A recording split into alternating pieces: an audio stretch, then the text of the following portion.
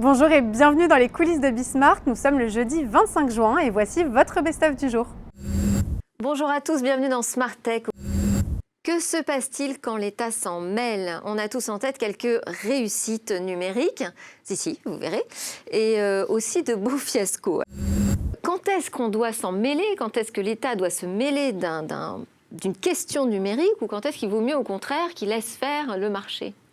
Est-ce qu'on sait où se trouve cette frontière, ce point d'équilibre? D'abord, et c'est ce que disait très bien Émile, c'est-à-dire qu'il y a parfois des domaines d'activité dans lesquels il n'y a pas de réponse sur le marché.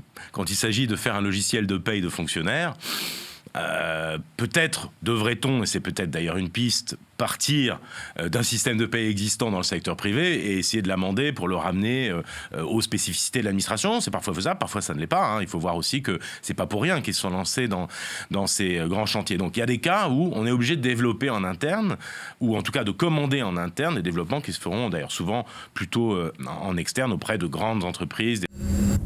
Quelle est, Émile Marsolles, votre perception de la culture numérique au sein des décideurs, on va dire, de la fonction publique? Alors ça, c'est compliqué. Alors il y a des cycles de formation quand même à l'ENA par exemple, il y a des cycles de formation au numérique, à la transformation numérique. Mais globalement, c'est quelque chose qui est en train de se mettre en marche seulement là depuis quelques années. D'accord. Il y a eu la direction interministérielle du numérique, elle a lancé un plan l'année dernière qui est constitué de 30 mesures et dedans il y a tout un panel qui est consacré justement à la sensibilisation, on va dire, des décideurs, des managers publics parce qu'ils sont en manque de compétences et même de vision tout simplement sur le numérique. J'en tire la conclusion que vous avez un besoin, enfin les praticiens ont une demande très forte envers l'État, en s'imaginant que l'État pourrait tout résoudre et pourrait s'occuper efficacement de ces questions. Or, je crois que l'État français n'est plus organisé du tout pour répondre à ce type de besoin, qu'il ne devrait pas théoriquement le faire.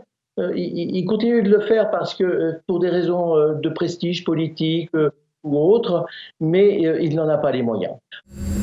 Je vous propose de découvrir à quoi pourrait ressembler l'Internet des objets dans l'espace.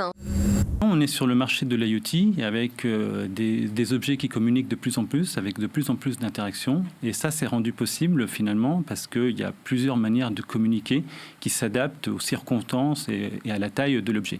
L'IoT spatial en fait partie effectivement parce que ça ouvre finalement le champ des possibles, de ce qui est connectable, des nouveaux business models, des nouveaux cas d'usage qu'aujourd'hui on ne peut pas forcément adresser. Merci de nous avoir suivis. Alors c'est presque la fin de cette émission. J'espère qu'elle vous aura mis en appétit d'innovation. Et puis nous, on se retrouve dès demain.